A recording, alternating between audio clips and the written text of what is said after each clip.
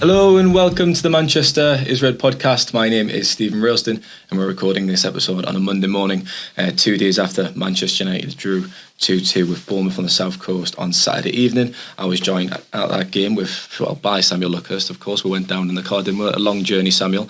Were you more underwhelmed with the performance of the Masters on Sunday night? With the Masters, you do hope to have some excitement. With Manchester United, unfortunately, it feels like we're past that point. Well, there's a lot of excitement in their games, but it's not normally them who are providing the excitement. We had it on St Patrick's Day against Liverpool. I suppose we can't always be too greedy. Scottish Sheffield was very boring in the end. He won very comfortably. The game wasn't boring at United, I suppose. Bournemouth took the lead twice. Another disappointing result.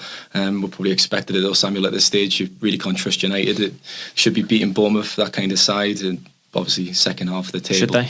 I think they should. They lost 3-0 to them at Old Trafford in December. That's how far that highlights the plight, unfortunately, for United. It was the worst first half performance by United in 6 days, and this is happening. This is becoming quite the regular occurrence. Brentford, Liverpool, Bournemouth, to a lesser extent Chelsea. They conceded two goals to Chelsea in the first half, but of course creditably got it back to 2-2 going in at half time.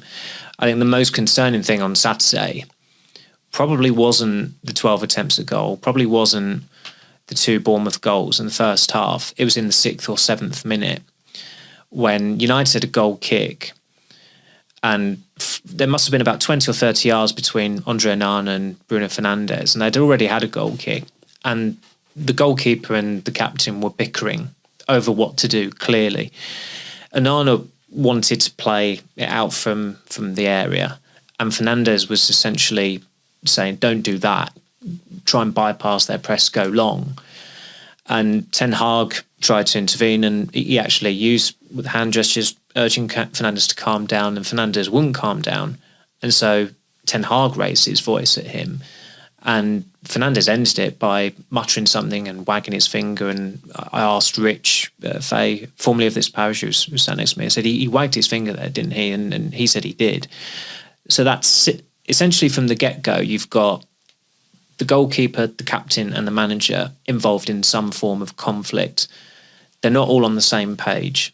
Wayne Rooney said recently, from his experience as manager, that the goalkeeper is the most important player because he dictates how you play.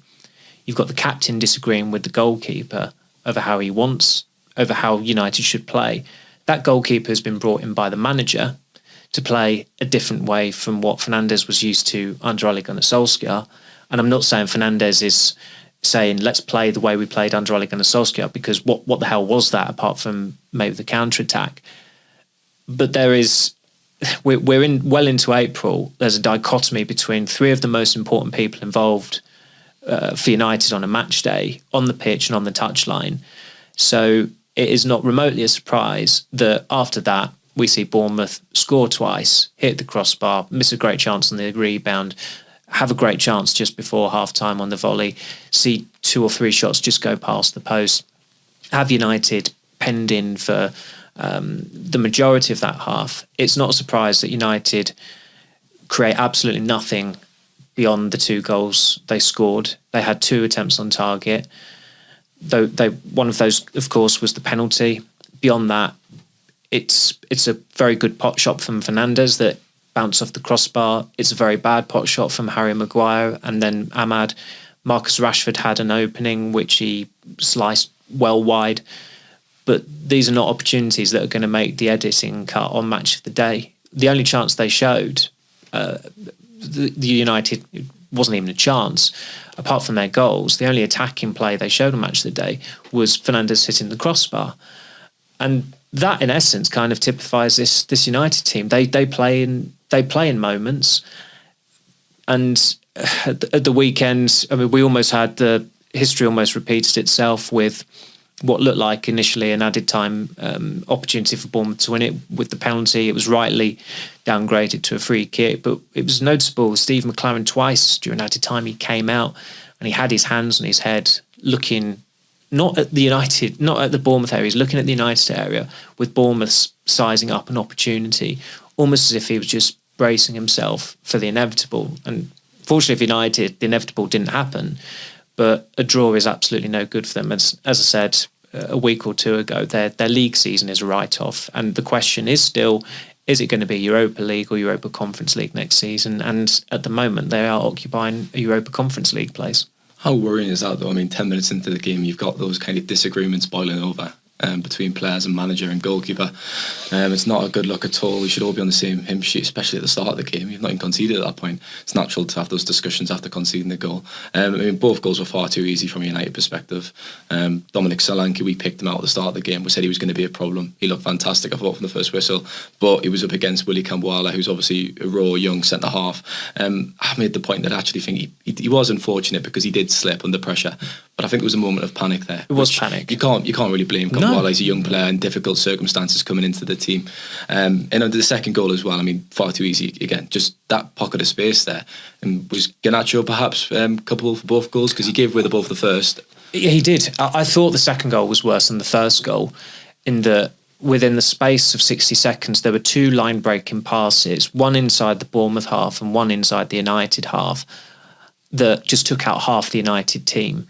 And the first one, after that, the phase of play ended and United might have even got the ball back and then lost it again. But then Bournemouth got it back and they play another pass and you've got Dalot far too wide. He needs to be more compact. Camboala is actually telling him, you've got to watch Kluivert there. And Kluivert's playing as a number 10 for Bournemouth and he's dropping into he's taking up quite innovative positions. He's not just staying centrally, he's moving into left-hand channels because he is a striker by trade. So he's leaning on that experience. He just drops in there. He can't believe his luck that he's got oceans of space. And the keeper should save the shot. Onana was rightly furious with the space that Kluivert was afforded, but it's another savable shot that he's let in. And there was, Ten Hag said afterwards, they had to repair that right-hand side. And there was definitely an issue there. I'm not necessarily sure Ahmad coming on repaired it as such or was ever going to repair it, but clearly Bournemouth did not have as many opportunities in the second half as they did in the first half. And you put that down to the energy they'd have expended, the mental disappointment of only being 2-1 up against Man United at half-time. That's how bad United were. Bournemouth should have been disappointed at half-time that they were only a goal ahead, having gone 1-0 up, and they did really well to score quickly after Fernandes equalised. I mean, in the last few games, how many times have we said that at half-time? I think the opposition could be 4-0 up here.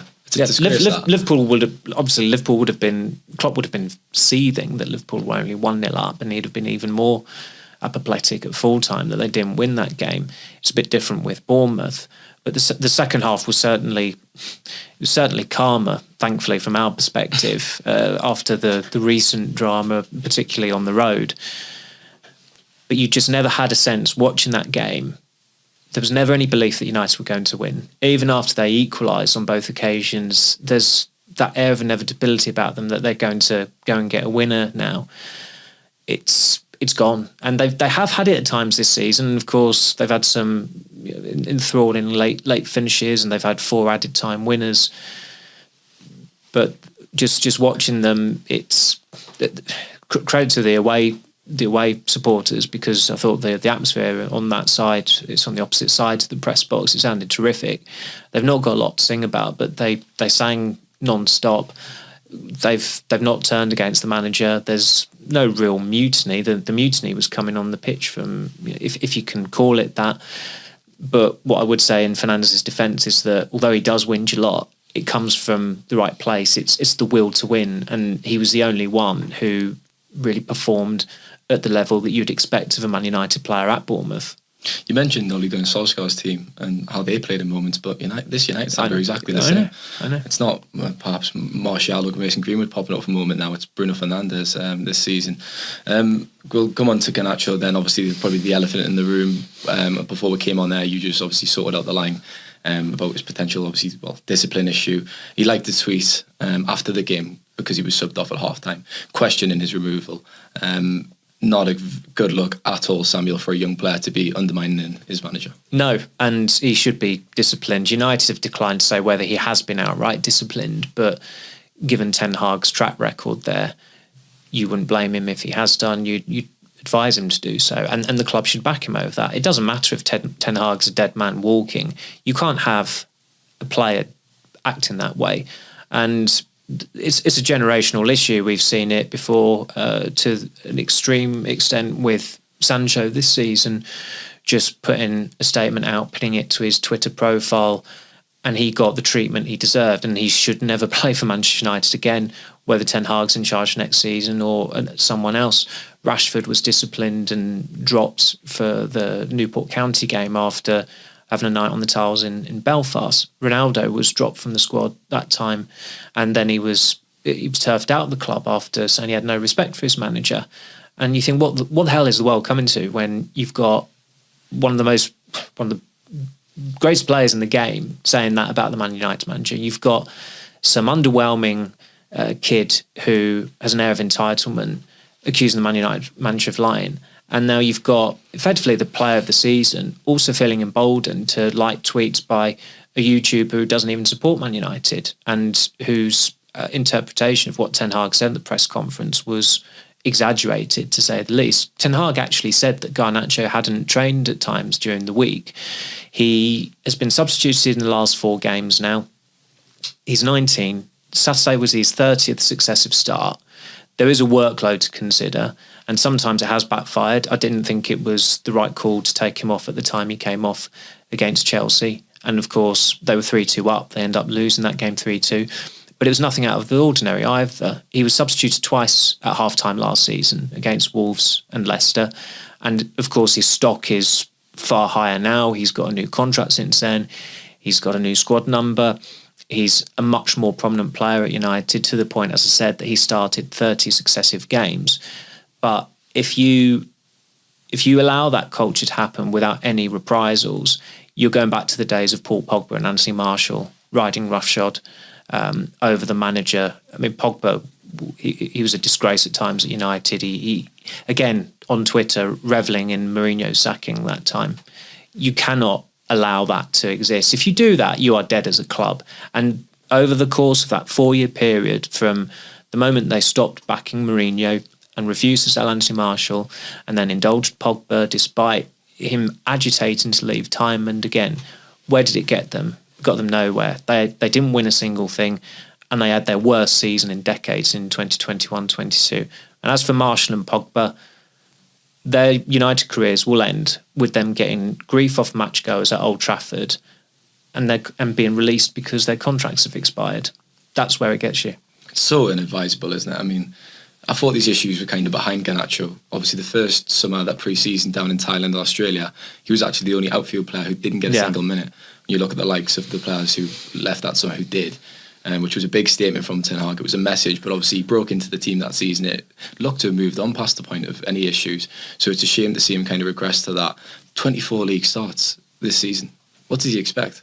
And to go on social media and to have an outburst like that, he knows exactly what he's doing with that tweet. He knows people are going to see it immediately. Yeah. He's not accidentally liked it, or he was scrolling along and his idle fans have tapped it accidentally. In the comms team would even try spin that, because it's just exactly, because it just wouldn't be accepted, would it? Is this a United thing, Samuel? Like, when you look at, you've just listed the kind of issues there and the players and the problems from the past. You look around the Premier League at other clubs. You don't tend to see it with other clubs. You do get bits and bobs, but maybe not at the rate of these kind of discipline issues we see happening in Carrington all the time. Why is that? Can you put your finger on that?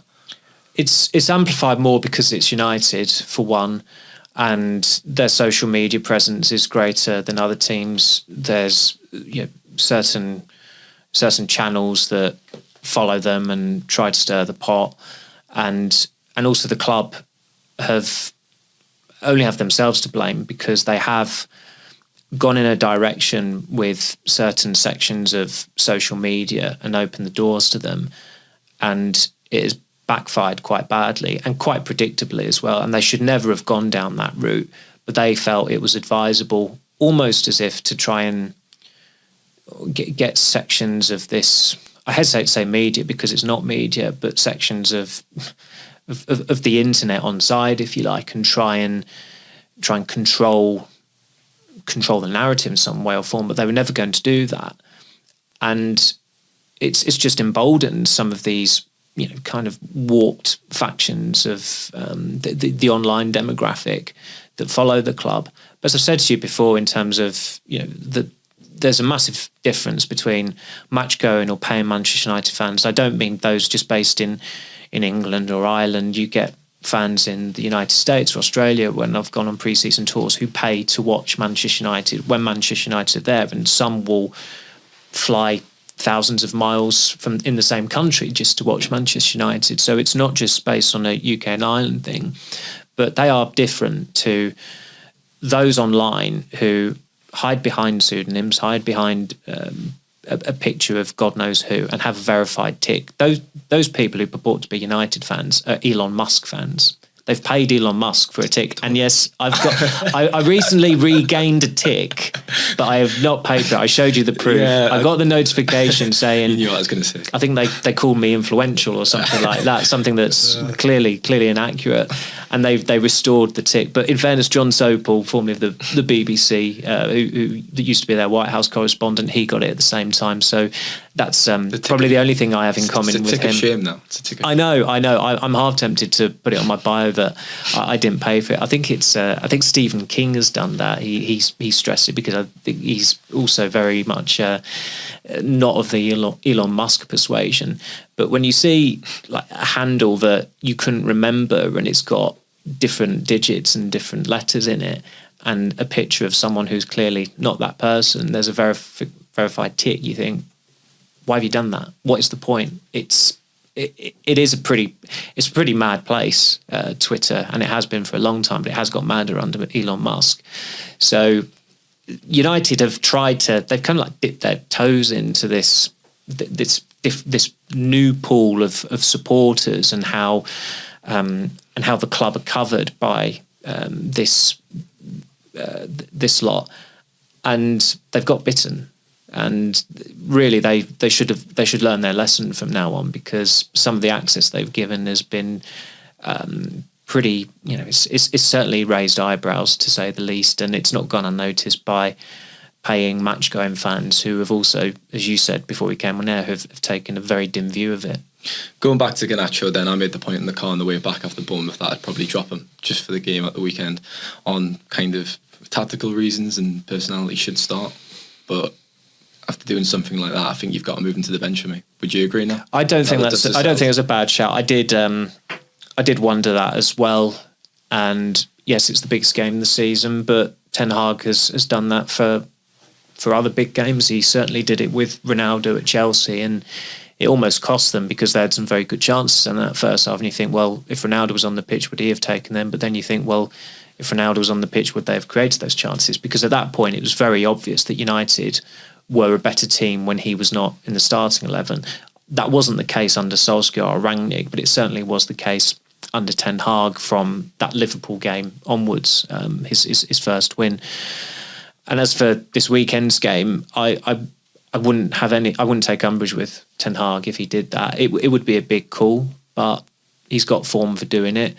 I suppose the difference with the Ronaldo situation last season, when he walked off before full time against Tottenham, that was on a Wednesday night, that game, and the Chelsea game was on the Saturday, so the turnaround was quite tight, whereas the turnaround from Bournemouth to Coventry is 8 days. The dust could settle, it could be diffused. If anything, it's probably an incentive for United to have their pre-match press conference on the Thursday, just to bring it forward and to nip it in the bud quicker rather than leaving it to the Friday. And they have had Thursday press conferences ahead of Sunday games as well this season, so I wouldn't be surprised if that was to happen. But at the moment, I'd certainly be leaning towards dropping him. You, as I said, it doesn't matter if the manager's a dead man walking, you can't tolerate that behaviour. Yeah, I completely agree. We'll leave it there for part one, and we'll be back in a moment for part two.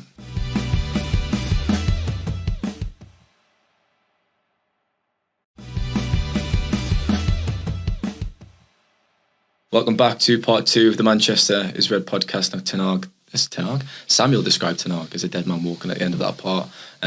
Was the writing on the wall not at Christmas when United were out of Europe and out of the Carabao Cup? Obviously, he's had time since then to give fans something to get behind. Organised structure would be nice, wouldn't it?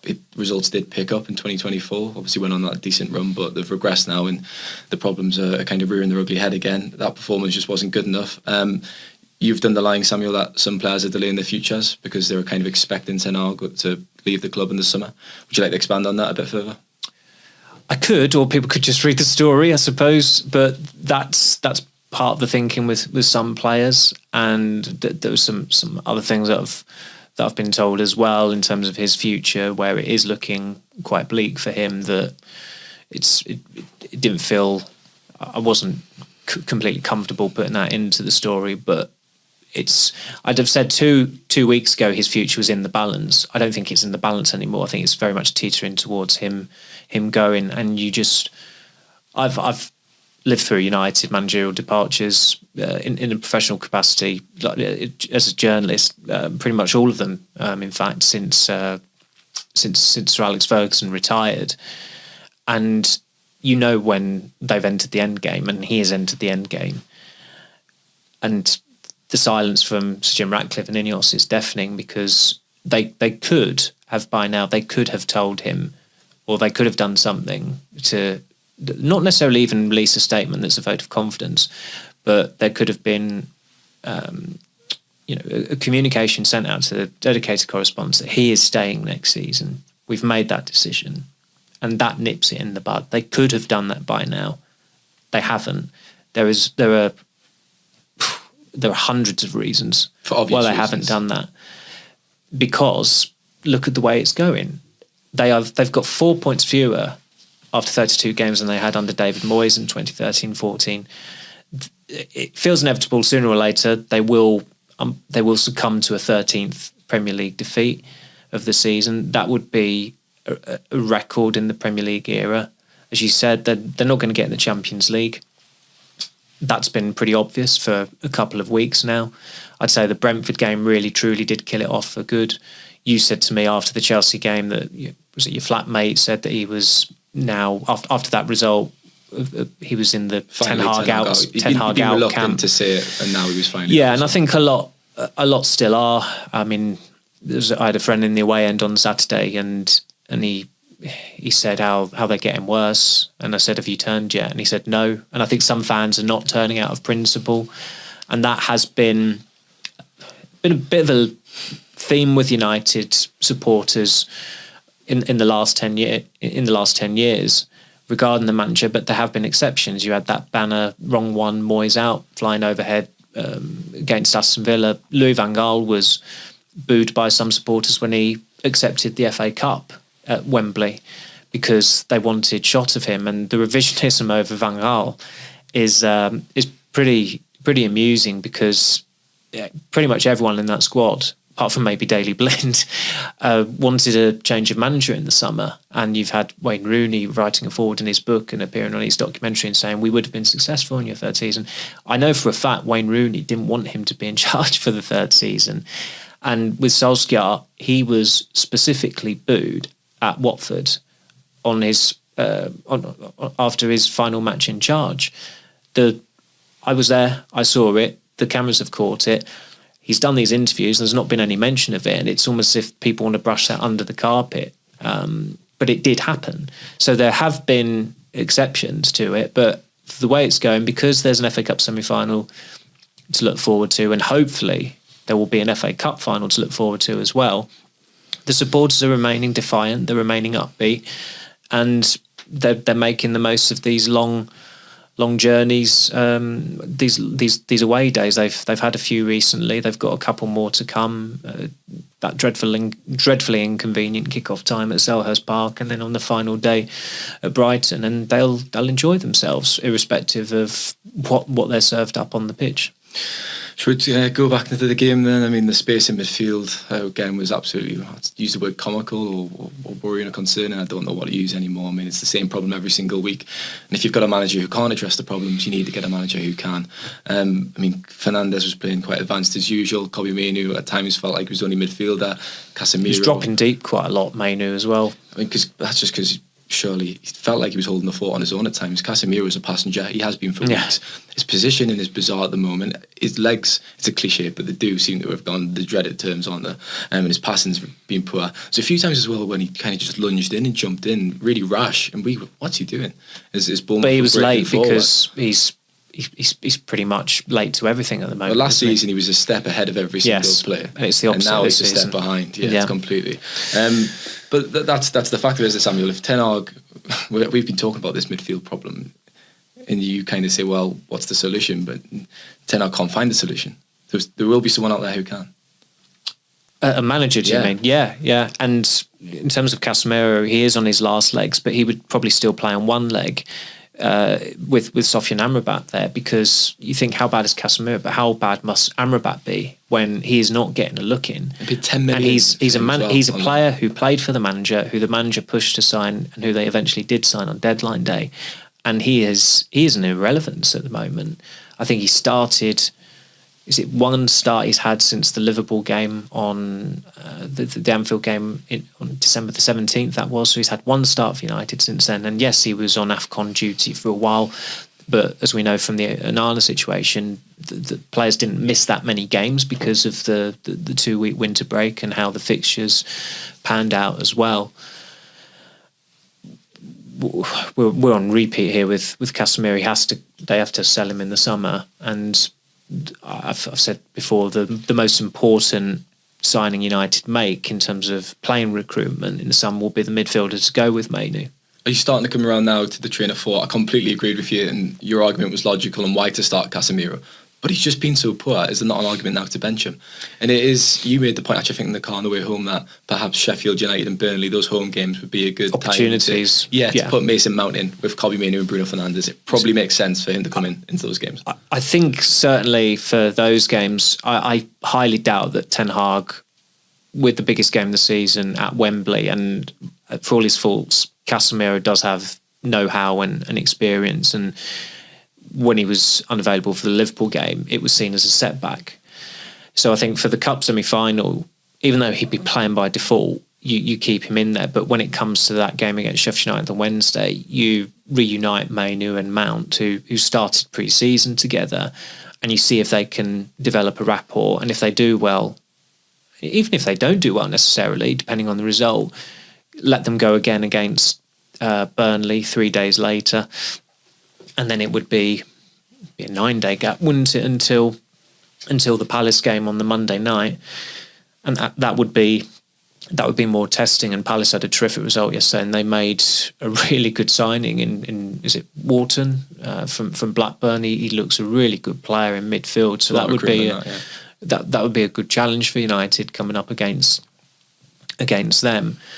And if you're in the FA Cup final, that there are certain positions that are not locked in, and still logically, are you going to go into an FA Cup final with Kobbie Mainoo and Mason Mount as your starting midfielders? United would have to really tear it up between now and the end of the season, with those two starting almost every game, for you to even contemplate that. So we're in danger of getting a little bit ahead of ourselves, but in terms of provisional planning, I'd certainly be looking to start Mount against Sheffield United with Mainoo, take Casemiro out of the team. But it also depends on injuries, and of course there was another injury at the weekend that United had to contend with Anthony not being at Bournemouth. Haven't even discussed that. Of course, Harry Maguire was clutching his left thigh, and we thought he'd be brought off at half-time. He continued and played through the pain.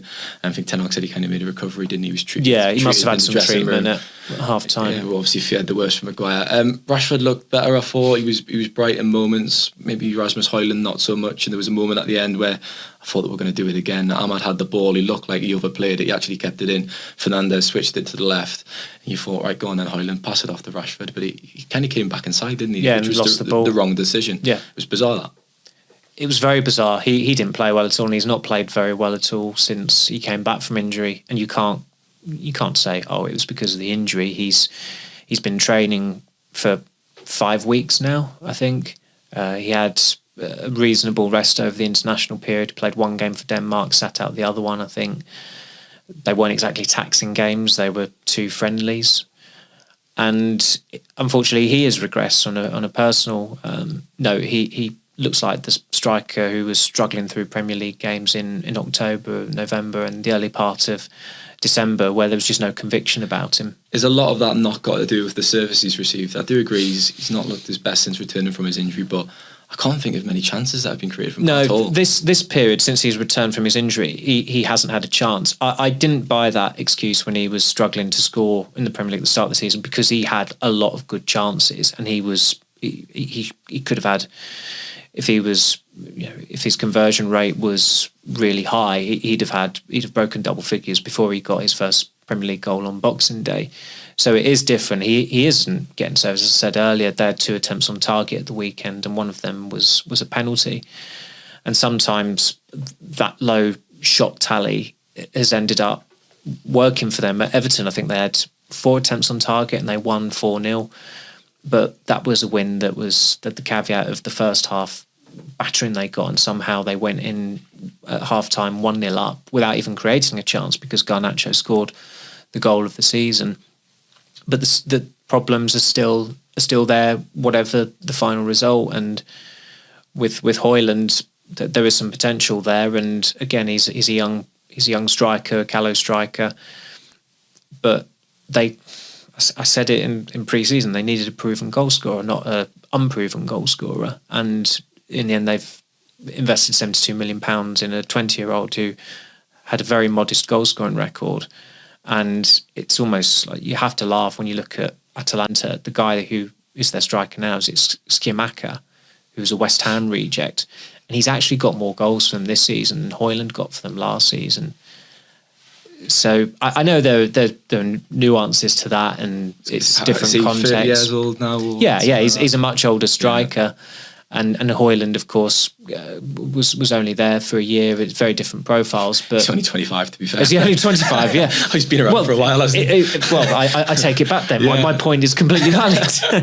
But the comparison, the comparison is valid. And look, Højlund was scoring a lot of goals in February. He was in terrific form. It was that was the one injury they couldn't afford at the time that he did get injured for that Fulham game. They lost to Fulham, and they've not recovered from that. Let's face it, they've won one in one of their past 7 league games, and that one win against Everton, it was through scoring 2 penalties and Everton being very wasteful with their chances.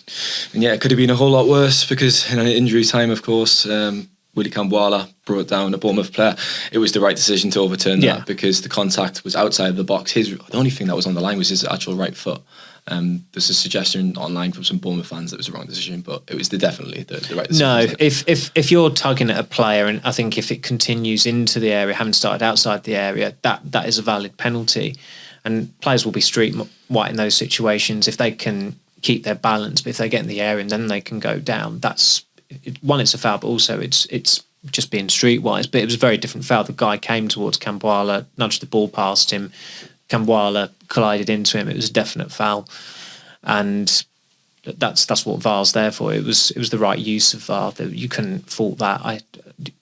Tribalism in football is always going to distort perceptions, and people are going to come to the wrong conclusions, and those Bournemouth fans certainly did come to the wrong conclusion if they were still trying to suggest it was a penalty. It's that South Coast air, you see. It's quite crisp and does funny things to your brain, I think. We'll leave it there for part 2. We'll be back in a minute for part 3.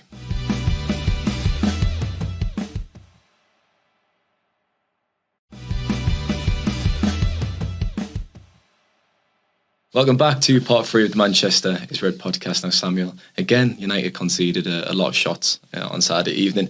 Only Luton Town have actually conceded more shots than United this season. 5-7-6 Luton are sitting on, and 5-7-4 United are sitting on. I mean, it was Sheffield United before the game, but after this weekend's round of fixtures, that has changed. But the point being there, United have been among relegation teams on that stat for all of the season, and Ten Hag has continued to play the problem down when he's been asked about it in press conferences. He's kind of insisted that they are low quality chances, but naturally the opponent taking more shots does increase their chance of scoring, doesn't it? And it is a problem. They weren't low quality chances on Saturday. Yeah, that's fair enough. Yeah. We counted, Bournemouth had 12 attempts in that first half, so they scored 2 goals. The one that hit the crossbar was a free header. He had a free header on the rebound. We should have done better. Kluivert's volley really good opportunity that Onana made the save, and there were at least 2 shots where it just went past the post and Onana was stood motionless. Really good openings as well. So that's 7 out of 12, just going off the top of my head. That is the majority. And the shots, that statistic, it didn't get brought up in his press conference because it has been mentioned now, before. You of course asked Dalot about it, and Dalot admitted it was a concern, and it is a concern. It's Ten Hag is sticking his head in the sand, suggests it isn't. He said to Jules Breach last week, wasn't it, after the Chelsea game, that people talking about the shot statistic, it's ridiculous. What's ridiculous is the way United are playing. They're just far too open. The structure, it's laughable at times when you look at it, and there's space everywhere. And Dalot actually briefly mentioned the gap in between the defensive line and the midfield, and we've talked about it a lot. The players are clearly talking about it, so it needs to be fixed, and it's not getting fixed. You just mentioned Dalot in the mix zone. Should we tell the story then, Samuel? Oh no, I'm not telling the story. No, I'm saying we tell it. I'm saying I'm going to tell a story. Obviously, you don't have the story, but I will offer some script guidance here. You can call the character. We shan't name him, but you have to call him Captain Birdseye. Well, for a bit of context, we're driving down in the car on Saturday afternoon, lovely day driving down, and Samuel were just chatting, and he warned me that a couple of years before, it was last season. It was last season, yeah. He had an incident, a run-in, should we say, with a colleague from the press, and this guy had pressed your flesh, hadn't he? Kind of give you... he poked me in the chest. Poke you into your chest, and you were thinking, that's very unprofessional and bizarre. Yeah, I think I used different words. Yeah, I'm not going to repeat word by word what was said in this exchange with this man, because it would be far too colourful. Anyways, he did warn me that I might have a run-in with this guy. So after the game, of course, there's the press conference and there's the mix zone. So Samuel would usually say, look, I'm going to the presser, I'll do the mix zone, depending on the result. Important context, if United lose, it is often rare to get a player, and if they have a poor performance, they rarely put someone up as well. So I went along to the mix zone, Samuel was in the press conference. We managed to get Diego Dalot, so he was brought out to me. I was standing against the wall. And you'd text to say, so that's additional context notice as well. So if I wasn't there, they probably wouldn't have brought Dalot out, I don't imagine, because they were just national hacks, weren't they, from down south. So I spoke to Dalot for the Manchester Evening News, asked a few questions. It was going to be brief because obviously the performance was quite disappointing. At this point, obviously, there's around 6 or 7 guys hanging over with their dictaphones. They managed to get one question off, and unfortunately, that was it. Dalot was brought back inside. And at that point, you're supposed to kind of agree an embargo time with your colleagues, but for some reason that went over my head and I kind of walked away. And I went, oh God, I need an agree an embargo time. So I walked back up to these gentlemen. I said, excuse me, gents, does 12 p.m. embargo sound okay with you? And as I said that, this bloke, who I've later checked, I think he's 71, straight up into my face, he's red in the cheeks. And let's just say the F word, the C word, every single word under the sun, you effing jeffing, it right in my face, an inch away. And I'm just dumbfounded at this point. You never see that in a professional setting. And I just thought, how am I going to deal with this? In an instant moment, I just went, who the F are you talking to? And obviously we'll have this exchange. And he goes, where the F are you from? I went, the Manchester Evening News. I went, where are you from? And he went, I'm obviously where he's from? I'm obviously not going to say that publication. And I said, well, that explains it. And then I turned to his colleagues and I went, that's bang out of order. But can we do 12 p.m. embargo, guys? And he's kind of muttering under his breath. And then I turned to him after he squared up to me. And I go, are you going to apologise then? And he goes, F off. I went, right, F you. So then I walk off into the press room and I start to kind of type up the quotes. Then 10 minutes later, I get a little tap on the shoulder and he comes up to us and he goes, right, Steve. And he goes, I'll apologise. Well, I went, right, okay, we'll bury the hatchet. And Samuel and Rich Fay, who we've mentioned as well, they were sitting in front of me and you must have heard me say, bury the hatchet. Yes. You must have kind of... I knew I heard his voice and I'd clocked him as well there, so I thought, oh, he's back with a vengeance. You understood an incident. Yes, And this is the best bit for me, because as he walked along this kind of narrow chairs, the press conference room is very quiet. I felt something on my feet. I went, what's that? And I looked down and his glasses had dropped off his head. So I said his name and went, your glasses. And he walked up and like the walk of shame after just like squaring up to me and his glasses falling on the floor. He was like, oh, thank you. And he walked off. So an interesting encounter. did you say Captain Bird's Eye? He does bear a resemblance. Let's face it. No, that was it was appalling. It was appalling behaviour when I encountered him, and it was even. We are worse making behaviour. light of it, but it is disgusting to go on like that in the mix. For someone of that, disgrace. Someone of that experience, it doesn't matter how old you are, but to behave that way is appalling. And I think you said some Bournemouth officials asked you about it as well. And I didn't want to stir the pot. I kind of did say what happened, but I didn't want to give a name over and stuff.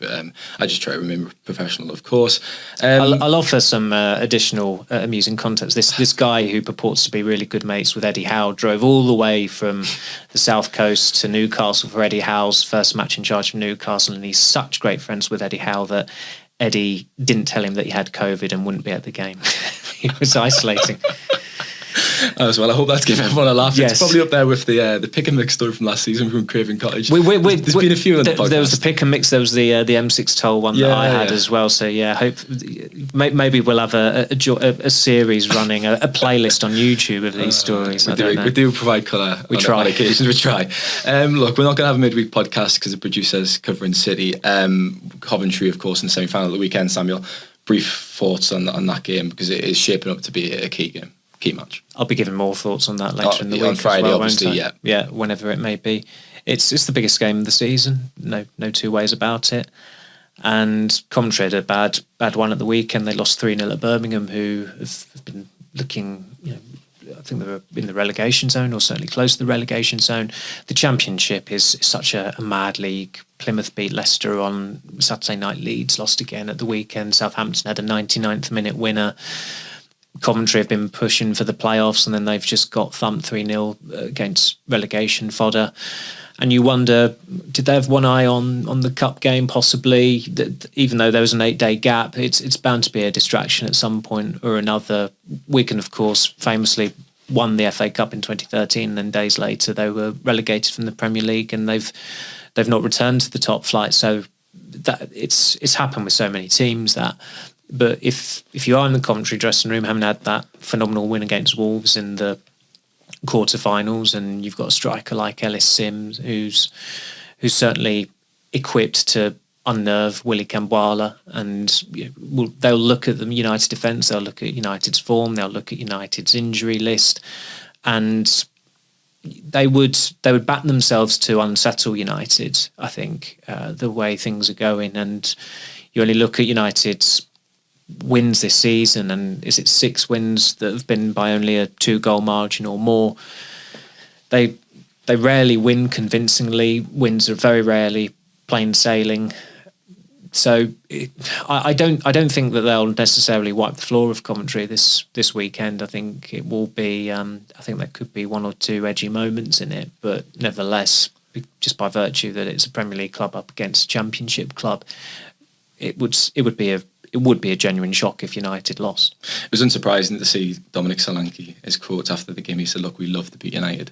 It's kind of still that seen as claiming a scalp, the biggest club in England, and no doubt Coventry will be so up for that game because they will want to claim United's scalp at Wembley. And what we noticed as well with Solanke, he won his first 2 duels with Kambwala, and I think I said Kambwala's going to need to win the next duel just to regain some confidence, and the next time they encountered each other he was spooked and lost his balance, unfortunately for him.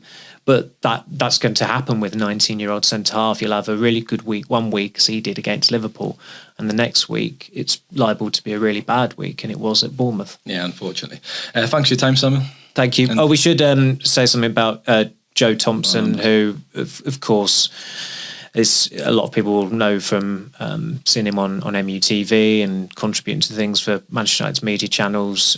Hero at Rochdale as well, scored the goal that kept them up in 2018, having twice beaten cancer. Sadly, the cancer's come back, and he gave an interview at the weekend. It's always. I mean, it's sad news anyway. He played in the press game last season, and he was as fit as a fiddle. And he provided an assist for my second goal as well. So I'll just be grateful to him for that. And never mind his heroics for Rochdale, which was one of the great moments in the Football League over the past decade. It probably deserved more coverage than it got at the time. But he's poorly again, unfortunately. So it's only right that we send our best to him, and hopefully people can come across what he's saying and just try and help him out. I think he set up a page, so it's for a very, very worthy cause. Yeah, our producer was just saying to give that mention there. There is a page raising some money there, and our best wishes. Nice word, Samuel. Yeah, it's on his Twitter profile. Yeah, so our best wishes out to he. Of course, I forgot to mention he came through the United Academy as well. He was in the same academy team as Tom Cleverley. There's this line-up picture of them when they must have been 13 or 12 possibly. So that's why he's been at United a lot in recent years. That'll be it then for today's podcast. We'll be back later in the week on Friday. Take care.